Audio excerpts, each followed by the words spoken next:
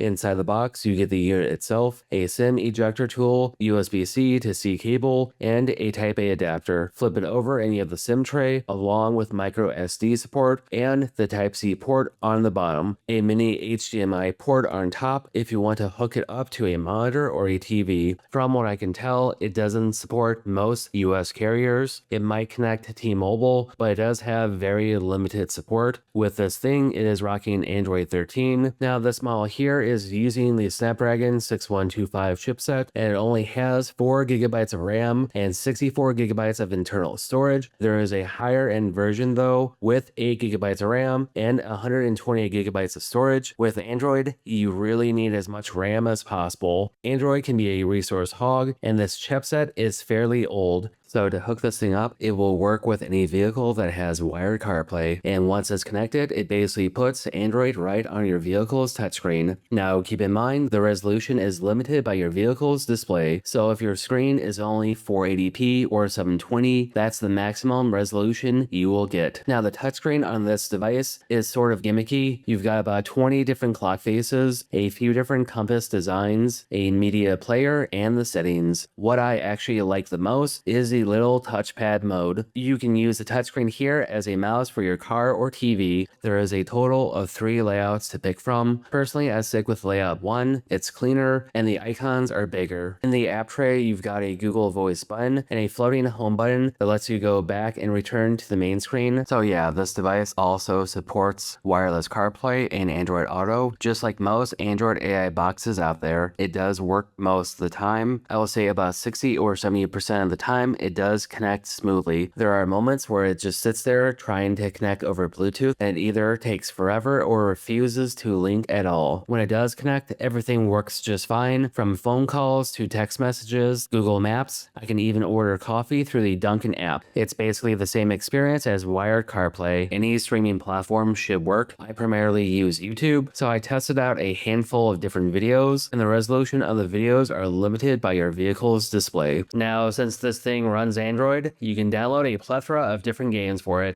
So I went ahead and downloaded a few popular games just to see how they would perform. Now with this device, using older hardware, I would not recommend doing anything too high-end. Genshin Impact anyone? Yeah, not happening. This thing is not pushing that. But for simpler games, like Angry Birds or lighter 2D games, it runs okay. I even tried a couple of those Facebook games out. The games do struggle here or there, but I would say they do run smoothly about 75% of the time. You'll need a mini HDMI to full HDMI adapter to plug it in properly. You still need to use their official USB-C cable to power the device. Now the included TV, you can also use the device's touchscreen as a touchpad to move the cursor around. It's not the most practical method, but I mean, it's there if you need it. Personally, I prefer connecting a keyboard and mouse for the easiest and fastest navigation. So if you ever wanted to use your TV as a big screen for navigation or GPS, technically you can do that. Or if you do not have a smart TV, you can turn it into one with this, or you could just stream podcasts or music. Alright, let's talk about gaming on the TV with this. Most games expect touchscreen input, so if you're trying to play on a big TV with a mouse or keyboard, your options are pretty limited. Plus, with it outputting a signal to the TV, it's gotta work extra hard here. For example, Angry Birds ran about 15 to 20 frames per second, and that was super choppy. Some games just flat out did not work. On the flip side, simple games such as Snake.io ran perfectly fine with the remote. Playing Snake on a big screen was sort of nostalgic. It felt like an early 2000s throwback. A few other games I tried either ran super slow, were pixelated, or simply would not work at all. So with this underpowered toaster hooked up to a TV, you are going to get really mixed results when it comes to gaming.